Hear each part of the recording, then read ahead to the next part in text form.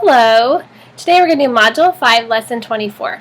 Our objective is that we're going to express whole number fractions on the number line when the unit interval is 1. So we're just going to put whole fractions on the number line, easy peasy.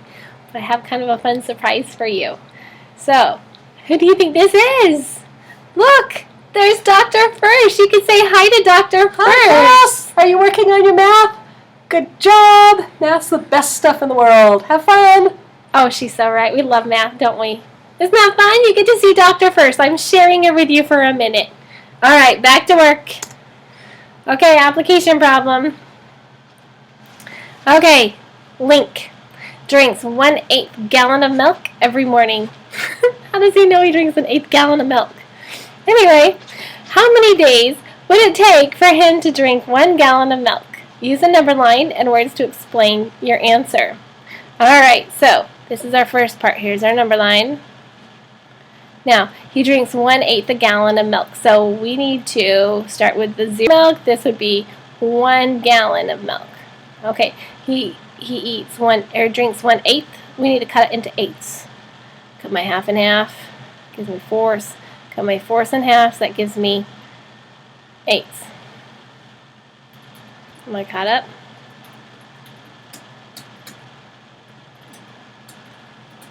There we go.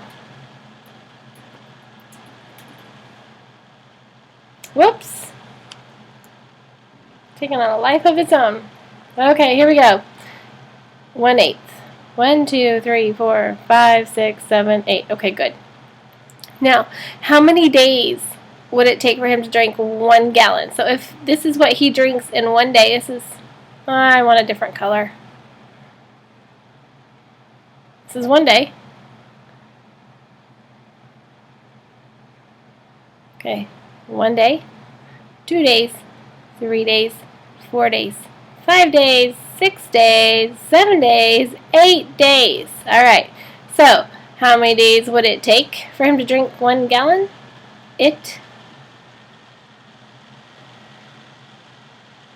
Oh goodness, computer is acting up today. Would take 8 days for him to drink. Oh my goodness, my computer is slow. Drink 1 gallon. Okay, now, how many days would it take him to drink 2 gallons? Extend your number line to show 2 gallons and use words to explain. Okay, so we need a number line. Let me get my red back.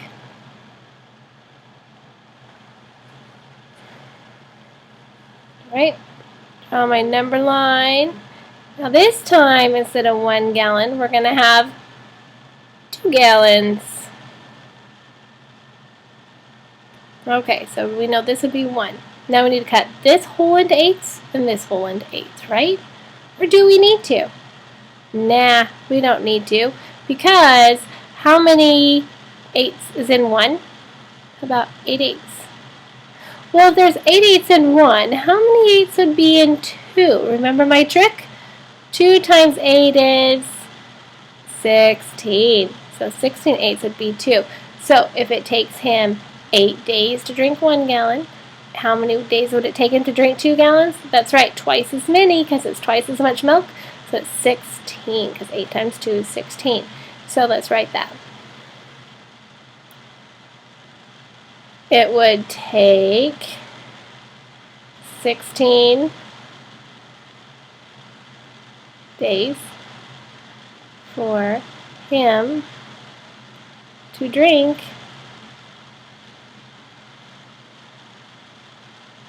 2 gallons. I should probably spell that. And don't forget your period. Start your sentences with a capital. Okay.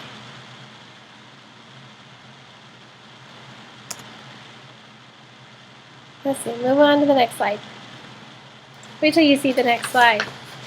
Whoa, we have fraction strips and number lines. What is up with that? Okay, So my question to you is, what is 3/3 equivalent to? So I want you to cut this into thirds.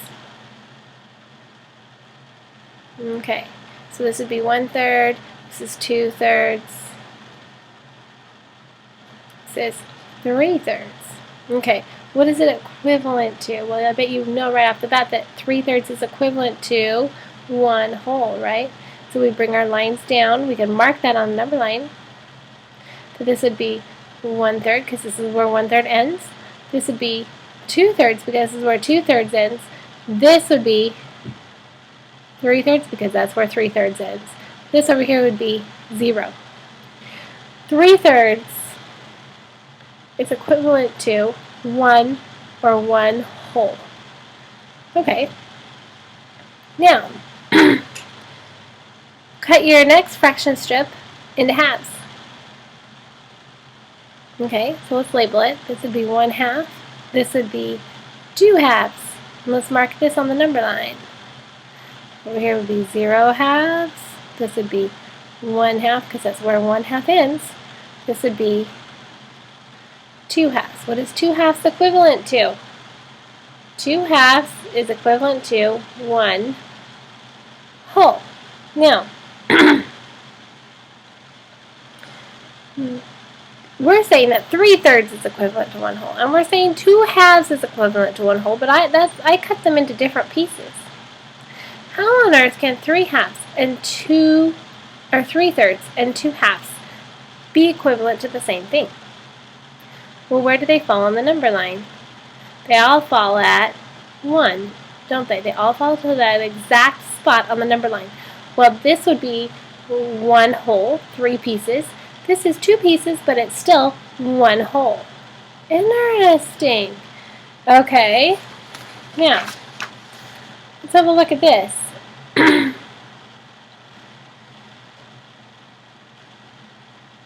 clear that off. Now, what if we still cut them into halves? Okay, cut it into halves.